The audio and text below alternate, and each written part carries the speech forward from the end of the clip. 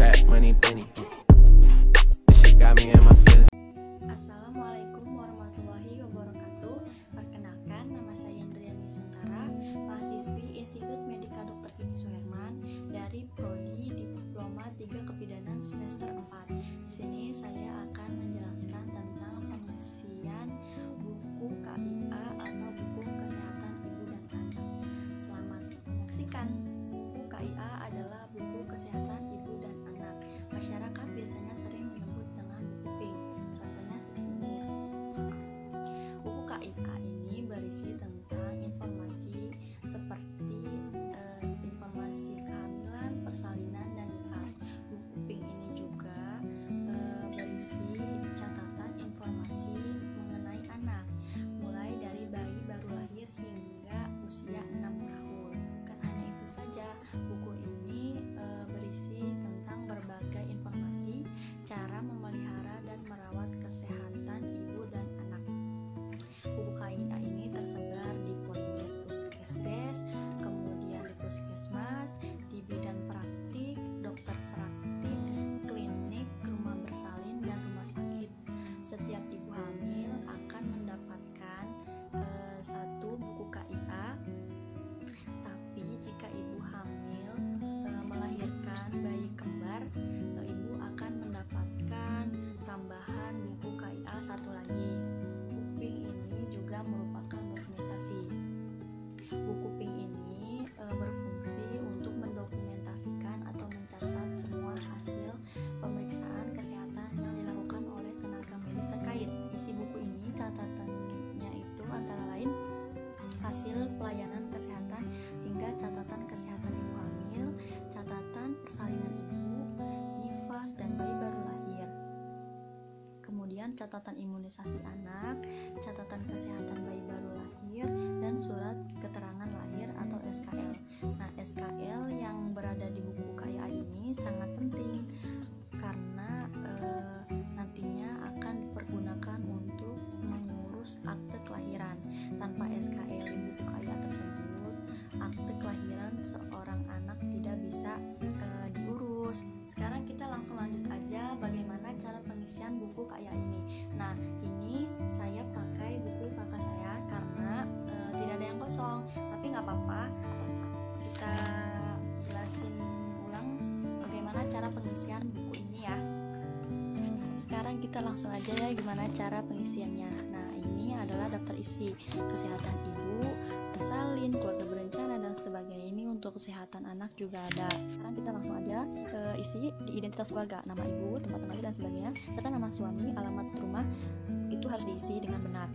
Nah, kemudian setelah itu pastikan ibu hamil mendapatkan pelayanan pemeriksaan kehamilan yang meliputi pengukuran tinggi badan. Jika ibu sudah melakukan pengukuran tinggi badan cukup hanya satu kali, itu langsung saja dicentang. Kemudian penimbangan berat badan, pengukuran tekanan darah, pengukuran nila, pengukuran tinggi rahim, kemudian penentuan letak janin, dan penentuan status imunisasi. Jika ibu sudah melakukan semuanya, nanti akan dicentang. Setelah itu pemberian tablet tambah darah. Jika ibu diberikan tablet tambah darah selama kehamilan, kemudian dicentang. Setelah itu tes laboratorium. Jika ibu melakukan tes laboratorium, maka dicentang. Nah, kemudian konseling atau penjelasan dan tata laksana atau mendapatkan pengobatan ini juga dicentang ketika ibu sudah mendapatkan pelayanan tersebut. Kemudian di kelas ibu hamil, jika ibu sudah mengerti tentang kelas ibu hamil, ibu bisa menceklis atau mencentang buku yang ibu miliki. Setelah itu, jika ibu sudah mengerti tentang penjelasan dari bidan atau dokter yang sudah memberikan penjelasan, ibu dapat mencetak seluruhnya. Bisa menjaga diri, kemudian aktivitas fisik, kemudian yang harus dihindari ibu selama hamil. Ketika ibu sudah mengerti semuanya, ibu bisa mencentang seluruhnya. Ini bisa dilakukan oleh ibu, kemudian suami, atau keluarga yang lain. Kemudian persiapan melahirkan. Jika ibu sudah berkonsultasi dengan bidan atau dokter, ini bisa ibu centang seluruhnya. Kita centang ya. Kemudian kita centang ini. Setelah itu, jika ibu sudah mengerti tentang makanan yang baik untuk dikonsumsi ibu hamil, ibu bisa mencentang seluruhnya. Nah, setelah itu, jika ibu sudah diberi konsultasi atau diberi penjelasan mengenai tanda bahaya pada kehamilan dan ibu mengerti, ibu bisa mencentang seluruhnya. sekali lagi saya tekankan, tidak hanya ibu, suami, keluarga bisa mencentang seluruh atau beberapa yang sudah dimengerti. Kemudian tanda awal persalinan, tanda bahaya persalinan. Jika ibu sudah mengerti, ibu bisa mencentang seluruhnya. Nah, di sini ada perawatan ibu nifas. Nah, jika ibu melakukan pelayanan kesehatan ibu nifas, ibu dapat mencentang seluruhnya. Kemudian setelah ibu mengerti dengan penjelasan yang sudah dokter atau bidan berikan, ini dapat ibu centang seluruhnya.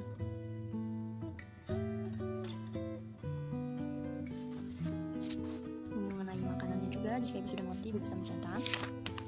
Nah, ibu nifas, jika ibu setelah diberikan pengertian atau penjelasan oleh bidan dan dokter, ibu dapat mencentang seluruhnya pada posisi menyusui, kemudian cara menyimpan ASI. Nah, ini adalah pengisian ketika ibu hamil melakukan pemeriksaan kehamilannya. Setiap ibu melakukan pemeriksaan kehamilan, itu akan diisi tanggal, kemudian keluhan, tekanan darah, atau hasil pemeriksaan itu didokumentasikan. Kemudian ini didokumentasikannya oleh petugas kesehatan, bukan suami, ibu, kader, dan sebagainya itu. Bukan, jadi ini tugasnya petugas kesehatan. Kemudian ini adalah catatan kesehatan ibu bersalin, ibu nifas, dan bayi baru lahir. Nah, ini adalah catatan ibu bersalin dan ibu nifas. Harus diisi ya. Ini tanggal persalinannya, kemudian umur kehamilannya, waktu persalinannya, ditolak oleh siapa, cara persalinan, dan sebagainya. Kemudian didokumentasikan juga bayi yang sudah lahir. Setelah diisi ketika ibu bersalin memiliki atau terdapat masalah persalinan. Ini diisi tanggalnya, kemudian dirujuk kemana, sebab dirujuknya apa, diagnosis sementaranya apa, terus tindakan sementaranya apa. Nah, nanti ini dicatat oleh tenaga kesehatan. Kemudian ini catatan kesehatan hasil pelayanan ibu nifas. Ini diisi oleh bidan dan dokter. Kondisinya, tekanan darahnya, dan sebagainya, hasil pemeriksaannya harus diisi. Kemudian ini keterangan lahir atau SKL yang sudah saya jelaskan di awal. Nah, ini diisi dengan benar untuk pengajuan pembuatan akte kelahiran. Kemudian ini cara cuci tangan. Ini diisi ketika ibu mengerti setelah diberikan penjelasan oleh petugas kesehatan. Ini bisa ibu centang seluruhnya. Kemudian ini adalah pelayanan kesehatan bayi baru lahir. Nah, ketika bayi mendapatkan seluruh pelayanan ini, ibu dapat mencentang seluruhnya.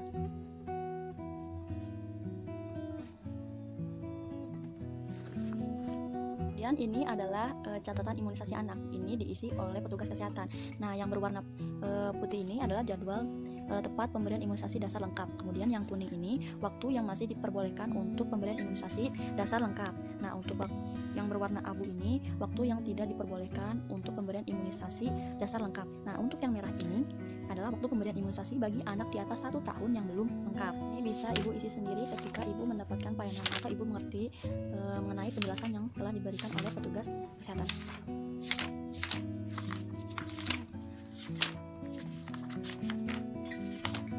Kemudian ini adalah KMS atau kartu menuju sehat. Biasanya ini diisi oleh kader. Nah, untuk yang berwarna pink ini untuk anak perempuan atau bayi perempuan. Nah, untuk yang berwarna biru ini untuk anak atau bayi laki-laki. Ini juga diisi oleh kader. Kali ibu melakukan posyandu atau pemeriksaan, ini tanggalnya akan dicatat oleh kader. SDI-DTK ini atau stimulasi deteksi dini tumbuh kembang anak, ini diisi oleh petugas kesehatan dari grafik, kemudian ini grafik berat badan, tinggi badan. Nah, ini untuk lingkar kepala, ini untuk perempuan, dan ini untuk laki-laki. Nah, teman-teman, tadi sudah saya jelaskan cara pengisian dari buku pink atau buku KIA ini. Semoga bermanfaat. Kurang lebihnya mohon maaf. Wassalamualaikum warahmatullahi wabarakatuh. Trap money, penny.